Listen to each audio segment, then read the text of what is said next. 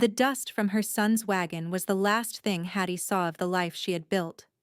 It rose in a bitter plume, hung in the still afternoon air for a moment, and then settled back onto the hard-packed dirt of Prosperity's main street, coating her worn shoes and the hem of her gray dress.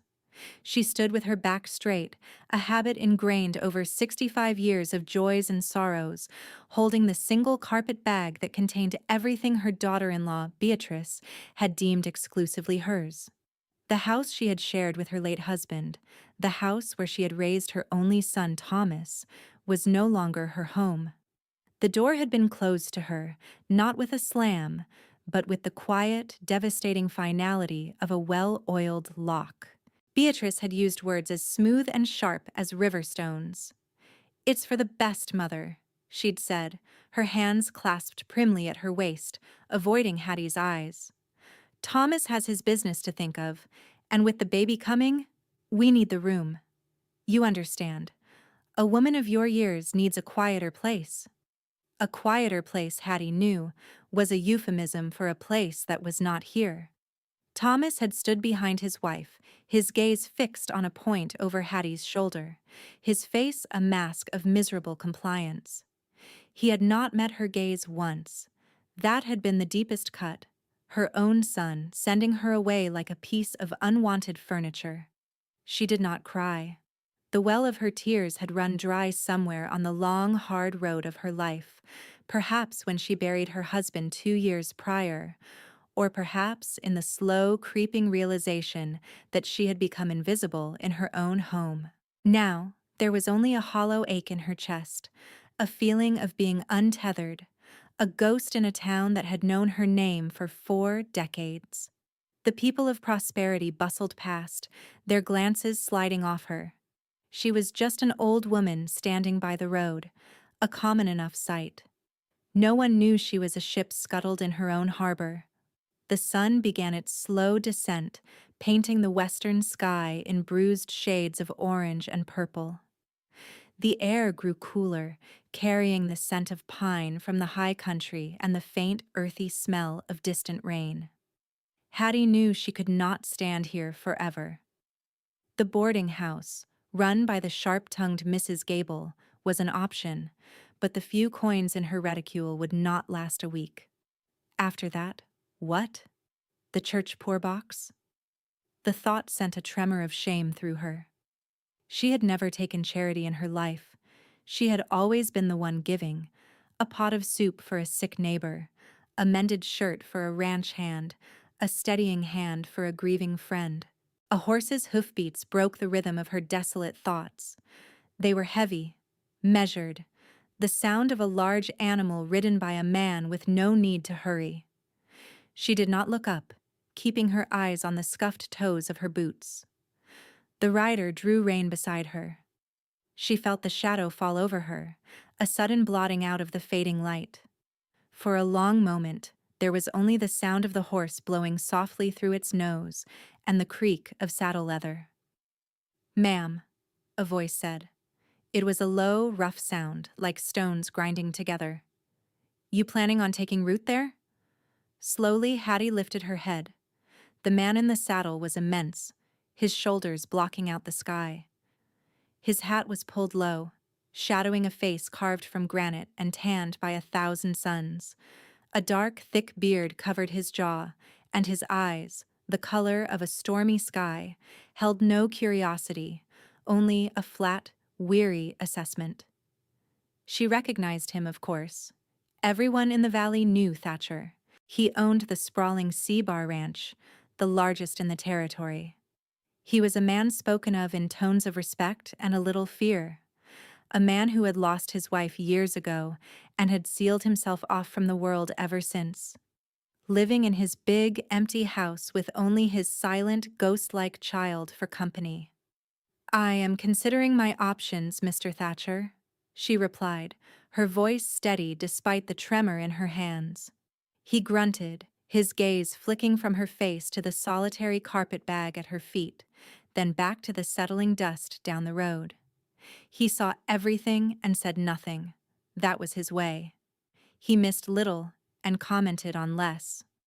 "Town's full up," he stated, not as a question. "Cattlemen are in for the sales." It was true. There wouldn't be a spare bed for 100 miles. Hattie simply nodded, offering no explanation. Her pride was a thin, ragged coat, but it was all the warmth she had left. She would not beg. She would not expose the wound of her son's rejection to this hard, solitary man. Thatcher shifted in his saddle, the leather groaning in protest. He looked out over the prairie, toward the dark line of mountains where his ranch lay nestled. He was a man accustomed to solving problems with fences, fists, or money. An old woman stranded on a roadside was a different kind of puzzle, one that seemed to irritate him. He let out a long, slow breath. "The boarding house won't take you without coin," he said, his voice devoid of pity, just stating a fact. "I am aware," Hattie said quietly. Silence stretched between them again, thick and uncomfortable. He was a man who valued his solitude above all else. To involve himself was against his nature, but to ride on, to leave her to the mercy of the coming night, was apparently a line even he would not cross. His jaw tightened. He had made a decision, and it was clear he was not happy about it. "Get your bag," he commanded, his tone brusque. He swung a leg over and dropped to the ground with a thud that seemed to shake the earth. He was even taller on his feet. A veritable giant of a man.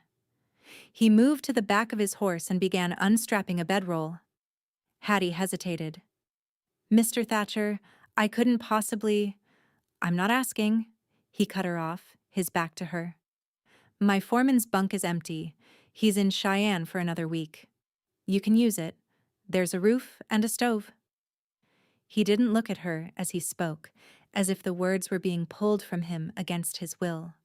He was offering a roof, not a welcome. It was a practical solution to an inconvenient problem. She felt a sudden sharp sting behind her eyes, the first crack in her composure. It was not his kindness that moved her, there was little of that in his manner, but the simple, unadorned decency. He saw a person in need and offered a solution, however grudgingly. After a day of being treated as a burden by her own blood, this gruff offer from a stranger was a lifeline. She bent and picked up her bag, the worn handle familiar in her grasp. He took it from her without a word, his large calloused hand swallowing hers for a brief second. The touch was rough, impersonal, yet a spark of warmth passed between them. He tied the bag behind his saddle and then turned to her. For the first time, his stormy eyes met hers directly, and she saw something flicker in their depths. Not pity. Something closer to recognition. Perhaps he recognized the look of someone who had lost their anchor in the world.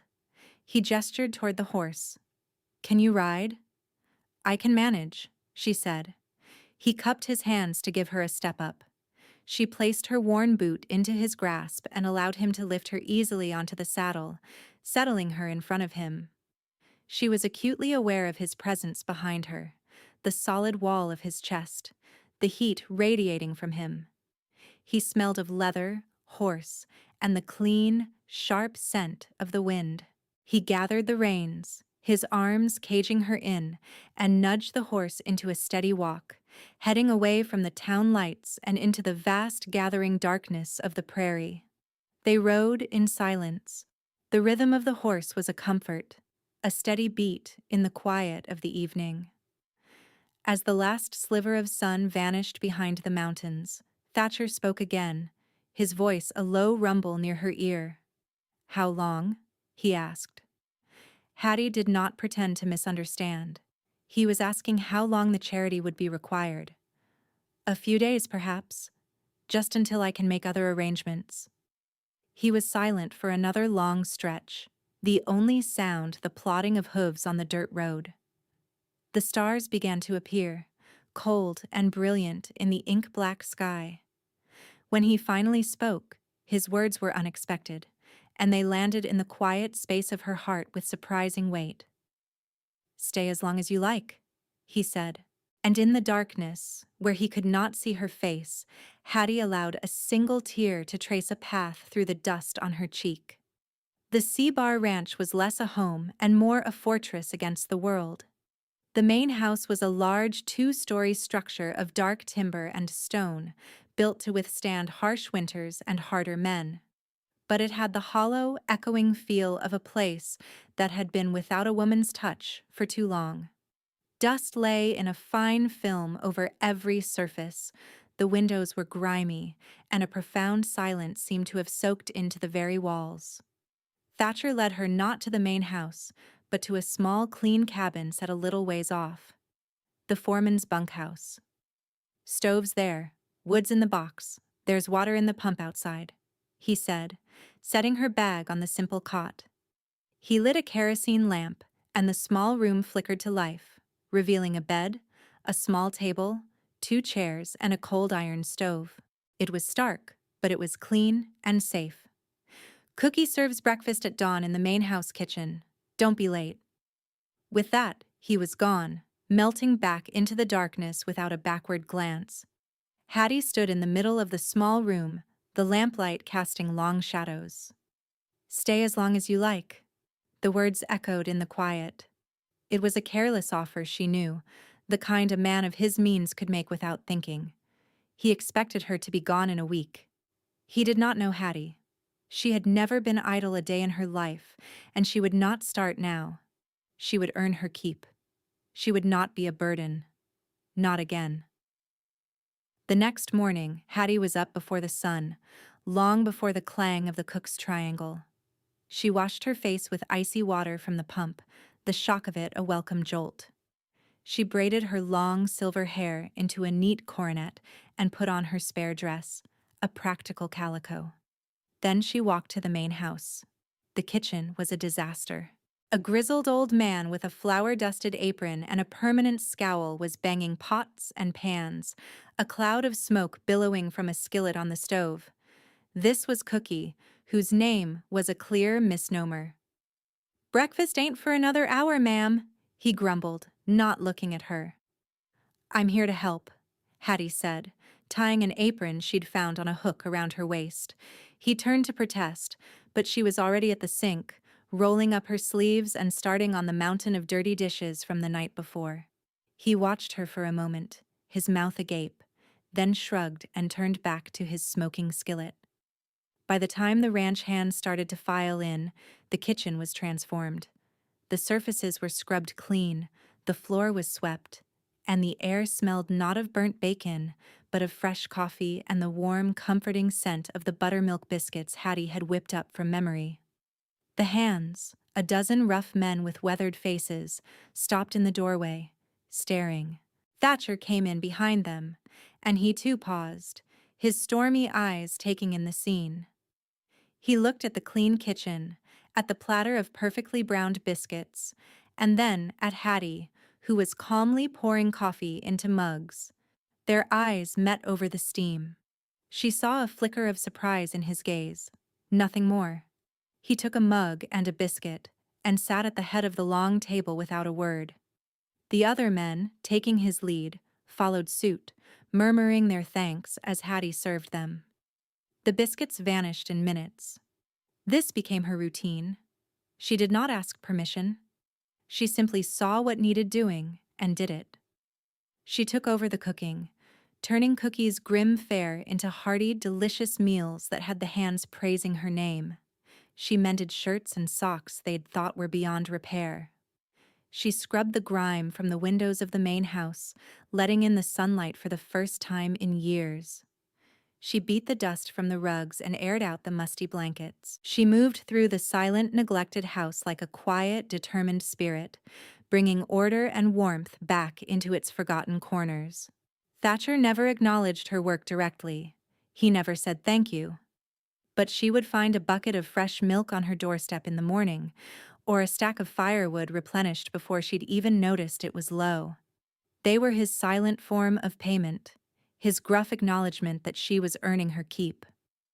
They existed in a state of unspoken agreement. It was during her second week that she met his daughter. The child's name was Lily, though Hattie had never heard anyone speak it. She was a small, pale girl of about 7, with her father's stormy eyes and a silence that was even deeper than his. She moved through the house like a wraith, flitting from room to room, never speaking, never making a sound. The hands ignored her. Thatcher seemed to look right through her, his grief a wall between them. Hattie's heart ached for the lonely little girl. One afternoon, Hattie was in the small patch of neglected ground behind the kitchen that might have once been a garden. She was pulling weeds, her hands deep in the cool earth, trying to see if anything could be salvaged. She sensed a presence and looked up to see Lily standing a few feet away, watching her with wide, solemn eyes. Hattie smiled gently. "Hello there, I'm Hattie." The girl said nothing, just clutched the worn rag doll in her arms a little tighter. "I'm looking for herbs," Hattie continued, her voice soft. "Sometimes you can find wild mint or yarrow if you look close enough. My grandmother taught me how to find them. They can be very useful for making medicines." She went back to her work, not pressing the child, but talking quietly as she searched the soil. She spoke of the plants, of how chamomile could help you sleep, and how a poultice of comfrey could mend a nasty bruise. She did not ask the girl any questions, did not demand a response. She simply filled the heavy silence that surrounded the child with her calm, steady voice. After a while, Lily sat down on the ground, a safe distance away, and continued to watch. It was the beginning of a quiet friendship, the proving of Hattie's worth, the moment that shifted her from temporary help to something more, came on a blustery evening a month into her stay. One of the hands came running from the stables, his face pale with panic.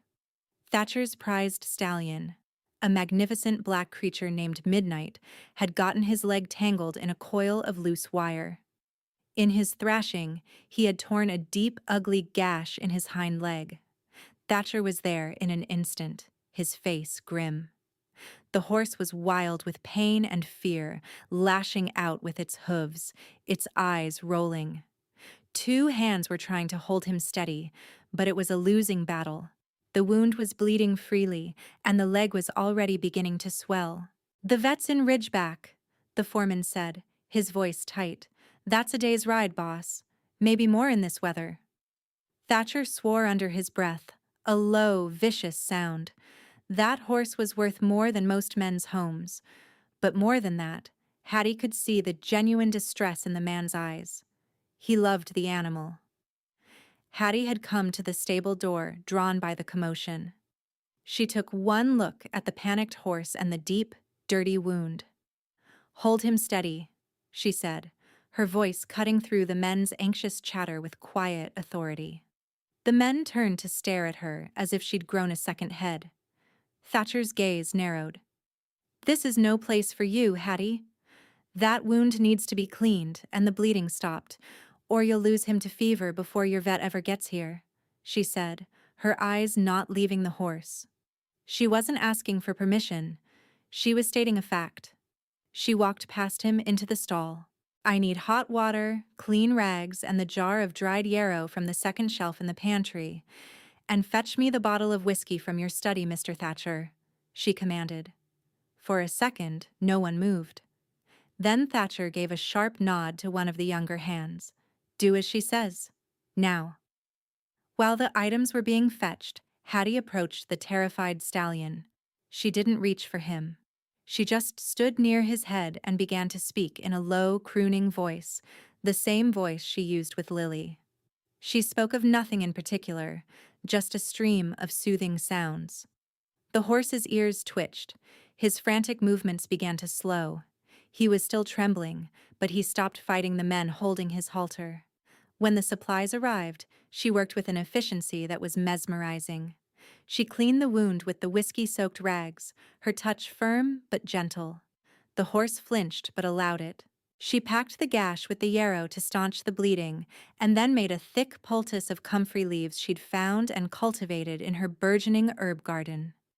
She bound the leg with clean strips of cloth, her hands moving with the practiced ease of someone who had done this 100 times before. Through it all, Thatcher stood by the stall door, watching in utter silence. He watched her calm his untamable horse with just her voice. He watched her hands, wrinkled and worn but so steady and sure, as she tended to the wound.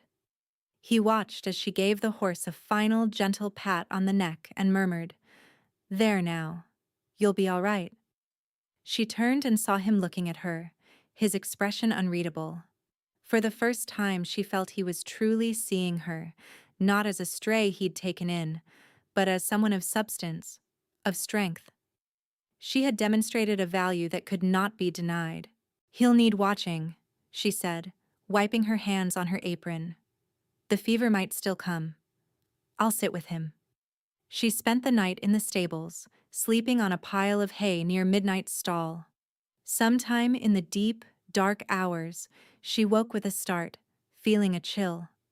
A heavy wool blanket had been draped over her shoulders. She looked up and saw Thatcher's broad silhouette in the barn doorway, standing watch for a moment before disappearing back into the night. He had not said a word, but the blanket spoke volumes. After that night, something shifted between them. The silence that had defined their interactions began to feel less like a wall and more like a shared space. A slow, quiet intimacy began to grow in the spaces between words. It was built of small gestures, the bedrock of a frontier romance where feelings were shown, not spoken. Hattie would find a perfectly carved set of shelves next to her herb garden one morning, built to hold her drying plants. She never mentioned it, and neither did he. But she placed her jars of dried leaves on it with a small, private smile. In return, when she saw him come in from a long day of branding, his hands raw and burned from the ropes, she would leave a small tin of her calendula salve on the table beside his supper plate. He would use it, and the next day his hands would be less cracked, less raw. They began to work in tandem. She would tend her garden while he mended harnesses on the porch nearby. They would sit for hours in comfortable silence, the only sounds the snipping of her shears and the pull of his thread through thick leather. Neither of them felt the need to fill the quiet. It was a language they both understood. The loneliness that had clung to them both like a shroud began to thin, letting in a little light. Lily, too, began to thaw in Hattie's gentle warmth. The little girl started following her around, a silent shadow at first. Then, she began to help, her small hands carefully weeding the garden or stirring a bowl of batter. One afternoon, as they were shelling peas on the porch, Lily spoke her first words in what Hattie suspected were years. "My mama liked flowers," she said, her voice a tiny, rusty whisper. Hattie's hand stilled in the bowl. She looked at the girl and smiled, her heart swelling. "I'm sure she did. We'll plant some for her in the spring. What kind were her favorite?" Lily looked up, and for the first time a real smile touched her lips. "The yellow ones." That evening, Thatcher found Hattie and Lily on the porch, their heads bent together over a seed catalog Hattie had ordered from the general store.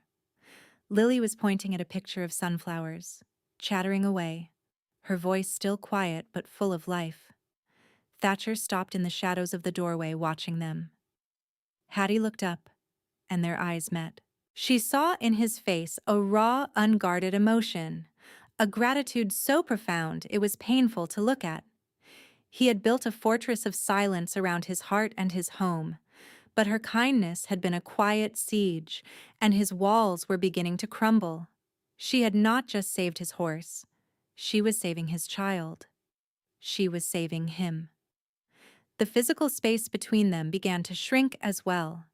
He would stand a little closer when she handed him his morning coffee. She would brush a piece of lint from his collar without thinking. These were small, unconscious acts of domesticity, of belonging. The most charged moments came unexpectedly. One evening, a fierce thunderstorm rolled in, the kind that shook the very foundations of the house. Hattie was in the parlor, trying to secure a window that was rattling violently in its frame. The latch was stuck fast. Suddenly, Thatcher was there behind her, his large body shielding her from the draft. "Let me," he said, his voice a low rumble against the roar of the wind.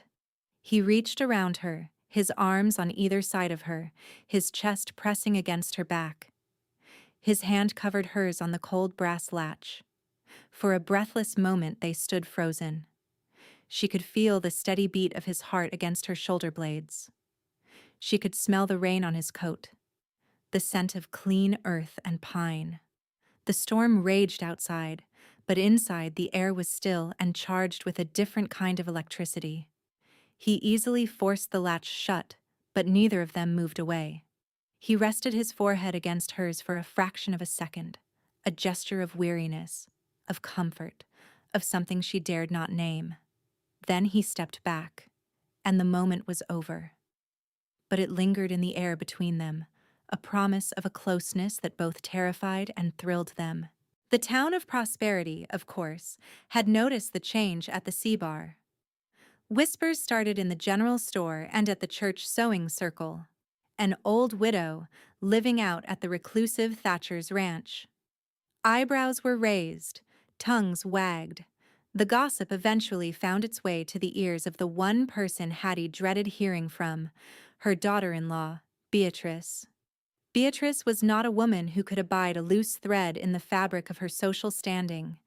The idea of her mother-in-law, the woman she had cast out as a useless burden, living with the wealthiest rancher in the territory, was an affront. It was unseemly. Worse, it made Beatrice look foolish and cruel. She saw it not as Hattie's good fortune, but as her own public condemnation. Something had to be done. One bright Tuesday morning, a smart-looking buggy pulled up in front of the Sea Bar ranch house. Hattie was on the porch, showing Lily how to braid strands of garlic to hang for winter when she saw it. Her heart sank. It was Thomas and Beatrice. Thomas held the reins, his posture stiff and uncomfortable. Beatrice sat beside him, ramrod straight, her face set in a mask of grim determination. Thatcher was down at the corrals, but he saw the buggy arrive. He straightened up from the fence post he was mending and began to walk slowly, deliberately, toward the house. His face was unreadable, but his pace was that of a man heading toward a fight. "Mother," Beatrice called out as she stepped down from the buggy, her voice carrying a false, saccharine sweetness. "We've come to take you home. The town is talking. It isn't proper for you to be out here, imposing on Mr. Thatcher's charity." The word imposing was a deliberate cruelty, designed to wound. Hattie felt the old shame wash over her. Lily, sensing the tension, scrambled behind Hattie's skirts, peering out with frightened eyes. "I am not imposing, Beatrice," Hattie said, her voice quiet but firm. "I earn my keep here." "By doing what? A servant's work?" Beatrice scoffed, her eyes sweeping over Hattie's simple work dress and flour-dusted apron with disdain. "You are Thomas's mother. It is our duty to care for you, even if you make it difficult. We've made arrangements. The spare room is ready. Now pack your things. We won't have the family name dragged through the mud by this arrangement." Thomas finally spoke, his voice weak. "She's right, Mother. Please, just come home. It's for the best." It was a performance for an audience that wasn't there, a pantomime of filial duty. But Hattie knew the truth. This wasn't about care or duty. It was about control. About forcing her back into the box of the burdensome old woman Beatrice wanted her to be. The life she had begun to build here, the sense of worth she had rediscovered, was being threatened. For a moment her resolve wavered. The habits of a lifetime, of deference, of keeping the peace, were strong. Perhaps she should go. Perhaps it would be easier. She looked down at the top of Lily's head, the child trembling behind her. She thought of the warm, clean kitchen, of her herb garden, of the comfortable silences with Thatcher. This place felt more like home than her son's house ever had. A woman is only a burden if she believes she is, she thought, a sudden clarity cutting through her fear. and she no longer believed it. "No," Hattie said, the words small but solid. "I will not be going with you." Beatrice's face hardened, the mask of concern dropping away to reveal raw fury. "You will do as you are told. You are an old woman. You have no say." "She has every say in what she does." Thatcher's voice cut through Beatrice's tirade like a cold blade. He had come up the steps and was standing just behind Hattie, a silent, towering presence. He hadn't raised his voice, but the power in it made both Thomas and Beatrice flinch. He stood there, saying nothing more, letting his presence be his statement. He had retreated into his old, cold shell. His face was stone, his eyes chips of ice. He was watching, waiting. Hattie's heart fell. He wasn't defending her. He was simply observing. He was leaving the choice to her, and his silence felt like a judgment. It felt like he was withdrawing his offer, leaving her to fight her own battle. The fragile connection she thought they had built seemed to evaporate in the harsh morning light. She was alone again. The weight of his silence was heavier than Beatrice's anger. Hattie felt the fight go out of her. Of course. Why would he want her? An old woman with a family that brought trouble to his doorstep. She had been a fool to think this could be a home. She was a temporary solution to his dusty house, and now the solution had become a problem. Her shoulders slumped. The shame Beatrice had intended finally found its mark. Perhaps you are right, Beatrice," Hattie whispered, the words tasting like ash in her mouth. "I will get my things." She turned, her eyes avoiding Thatcher's cold, impassive face. She felt like a fool, a child who had believed in a fairy tale. She walked into the house, her steps heavy. The warmth she had brought to this place seemed to mock her. She went to the small foreman's cabin that had been her sanctuary and began to fold her few belongings back into the carpet bag. Each item, the mended apron, the small tin of salve, a pressed flower from Lily, was a testament to a life she was now losing. The crisis had come, and it had broken her. He had let it happen. He had retreated into his damage, and she was being cast out once more. As Hattie stepped back onto the porch, her bag in her hand, ready to surrender, a small figure shot out from the doorway. It was Lily. The child ran past her and launched herself at her father, her small arms wrapping around his leg, her face buried in his trousers. "Don't let her go!" Lily cried, her voice choked with sobs. It was the loudest sound Hattie had ever heard her make. "Please, Papa, don't let them take Hattie." The sound of his daughter's desperate plea, the name Papa uttered with such raw need, shattered Thatcher's frozen composure. It was the key turning in a lock that had been rusted shut for years. He looked down at the top of his daughter's head, and then he looked at Hattie, standing on the porch with her bag, her face pale and resigned. He saw not just the woman who had brought order to his home, but the woman who had brought his daughter back to life. He saw the woman who had quietly, patiently begun to heal him as well. And in that moment, he understood that if he let her walk away, he would be sentencing himself and his daughter back to the gray, silent prison they had lived in before she arrived. He would be choosing his loneliness over his life. He bent down and gently pried Lily's arms from his leg. He looked into her tear-streaked face. "I won't," he said, his voice thick with an emotion Hattie had never heard. "I promise you." He straightened up and took a step forward, placing himself directly between Hattie and her son's buggy. He was no longer a passive observer. He was a wall. He looked at Thomas, his eyes bypassing Beatrice entirely, man to man. "Your mother will be staying here," he said. His voice was quiet, but it carried the weight of every acre he owned, of every man who worked for him. It was the voice of a man whose word was law in this valley. Thomas stammered, "Mr. Thatcher, this is a family matter." "It stopped being a family matter when you left her on the side of a road," Thatcher stated, his voice dropping even lower, colder. She is not a burden. She is the heart of this house. He took Hattie's carpetbag from her hand and set it down firmly on the porch boards. He then took her hand, his large, warm fingers closing around hers. It was a public, possessory gesture that stunned everyone into silence. He turned his gaze back to Thomas and Beatrice, who was now pale with shock and fury. "This is her home now," Thatcher declared, his voice ringing with finality. "You will address her as the missus of this ranch, or you will not address her at all." The title, Mrs., hung in the air, a shocking, irreversible claim. It was not a proposal of marriage, not yet, but it was a declaration of her place, her value, her permanence. He had stood against her family, against the town's gossip, against his own ingrained solitude, and he had chosen her. He had put down his pride and his isolation for her. In that moment, he rescued her completely from the shame of her past, and Hattie, standing beside him, her hand in his, knew that her quiet strength, her ability to heal this broken family, had rescued him right back.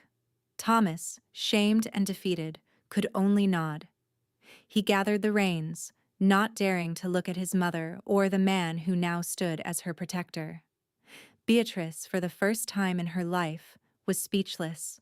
She shot Hattie a look of pure venom before Thomas clucked to the horses and turned the buggy around, leaving in a cloud of dust that felt, this time, like a victory. A few months later, the autumn sun cast long, golden shadows across the porch of the C-Bar Ranch house. The air was crisp, smelling of wood smoke and curing hay. Hattie sat in a rocking chair, a large bowl of green beans in her lap, her fingers snapping them with a rhythmic, contented motion. The ranch was thriving, not just in its cattle and horses, but in its spirit. The house was filled with the scent of baking bread and the sound of laughter. Lily sat on the steps below her, humming a little tune as she strung brightly colored autumn leaves onto a piece of twine. She was a different child, her face full of color, her eyes bright with life. She chattered constantly, her silence a distant memory. The yellow sunflowers they had planted in the spring stood tall and proud in the garden, their heavy heads turned toward the afternoon sun. The sound of spurs on the wooden steps announced Thatcher's arrival. He moved with a lighter tread these days, the heavy burden of his grief eased. He had started to smile, small, rare things that creased the corners of his eyes and made him look 10 years younger. He came and sat on the step next to his daughter, ruffling her hair. He didn't speak for a moment, just watched Hattie's hands at their work. Then he reached into the bowl, took a handful of beans, and began snapping them alongside her.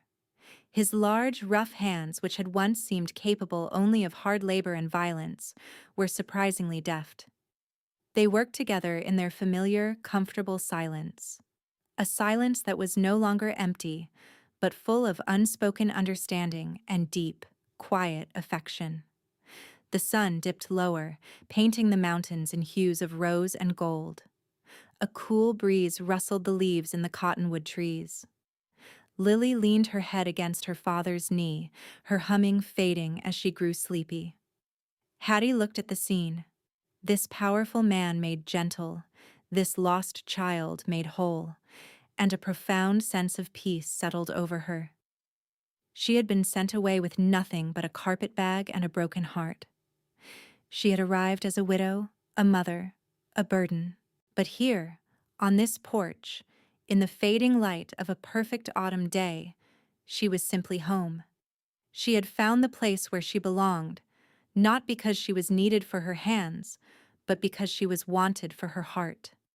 The frontier was still wild, the winters still harsh, but she had found her shelter in the steadfast love of a lonely rancher and his daughter. And that was more than enough.